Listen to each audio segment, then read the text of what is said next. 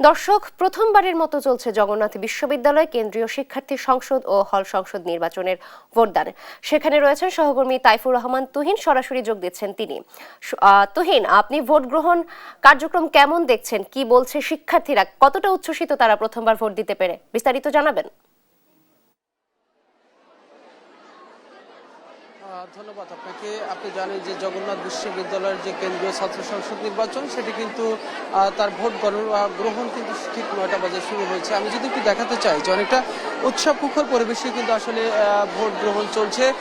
আমরা দেখেছি যে পুরো বিশ্ববিদ্যালয়ে কেন্দ্রীয় ছাত্র সংসদ নির্বাচন এবং সেই সাথে একটি মাত্র ছাত্রী হোস্টেল থাকার কারণে একটি মাত্র ছাত্রী হোস্টেল অর্থাৎ হল, সেই হল সংসদ নির্বাচনে কিন্তু ভোট দিচ্ছে শিক্ষার্থীরা।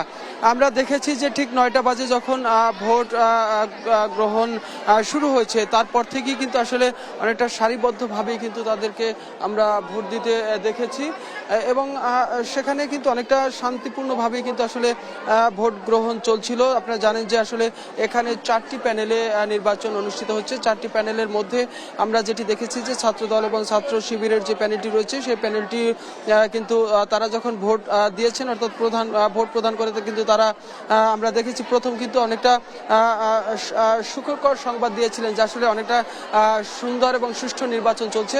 তবে তার পরবর্তীতে সময় আমরা দেখেছি যে ছোটখাটো কয়েকটি অভিযোগ, পাল্টা অভিযোগ আমরা তথ্য পেয়েছি, যেটি বলছিলেন যে আসলে সেখানে চুরকুট ধরিয়ে দেওয়া সহ নানা বিষয় নিয়ে অভিযোগ, পাল্টা অভিযোগ চলছিল। তবে সব মিলিয়ে যদি বলা চলে যে আসলে অনেকটাই শান্তিপূর্ণভাবে নির্বাচন অনুষ্ঠিত হচ্ছে। এই যক্ষ নির্বাচনে কিন্তু আমরা জানি যে 16,665 জন ভোটার কিন্তু ভোট দিবেন এবং সেখানে যেই 4টি প্যানেলে যারা নির্বাচন করছেন সেখানে ভিপি প্যানেলে 12 জন প্রার্থী রয়েছেন এবং জিএস পদে 9 জন প্রার্থী রয়েছেন এবং এজিএস পদে 8 জন প্রার্থী প্রতিদ্বন্দ্বিতা করছেন।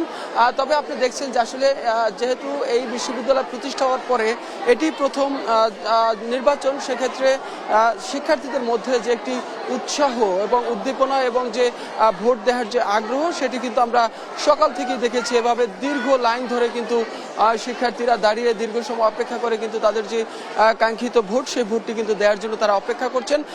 তাদের সাথে আমরা যেটি কথা বলে জেনেছি যে আসলে এই বিশ্ববিদ্যালয়ের অনেক সমস্যা রয়েছে। একদিকে হলো যে ক্যাম্পাসটি অনেক ছোট, দ্বিতীয় নম্বর ক্যাম্পাসের কাজ কেরানীগঞ্জ চলমান রয়েছে, সেটি অনেকটা ধীরগতি, সেটির গতিশীলতা তারা দাবি করছেন।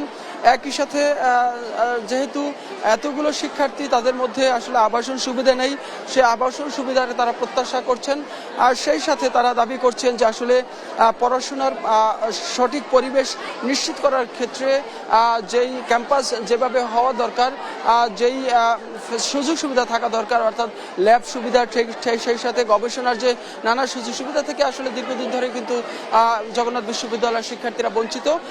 তাই তারা এবার চিন্তা করছেন যে আসলে যারাই নির্বাচিত হবেন তারা যাতে প্রথমেই আসলে এই বিষয়গুলোকে সর্বোচ্চ গুরুত্ব দেন এবং সেই গুরুত্ব দিয়ে যাতে এই সুযোগ সুবিধাগুলো শিক্ষার্থীদের জন্য নিশ্চিত করার জন্য তারা সর্বোচ্চ সচেষ্ট থাকেন, সেই প্রত্যাশা কিন্তু তারা নিয়েই কিন্তু এখানে তারা এই ভোটের মাঠে তারা অংশগ্রহণ করেছে। তবে এক কথায় যদি বলা চলে অনেকটা উৎসবমুখর পরিবেশে এবং সুন্দর এবং সুশৃঙ্খল পরিবেশে কিন্তু আসলে জগন্নাথ বিশ্ববিদ্যালয়ের কেন্দ্রীয় ছাত্র সংসদ এবং একটি মাত্র হল সংসদ নির্বাচনে ভোট গ্রহণ চলছে। তো এই ছিল জগন্নাথ বিশ্ববিদ্যালয়ের নির্বাচনের সর্বশেষ তথ্য।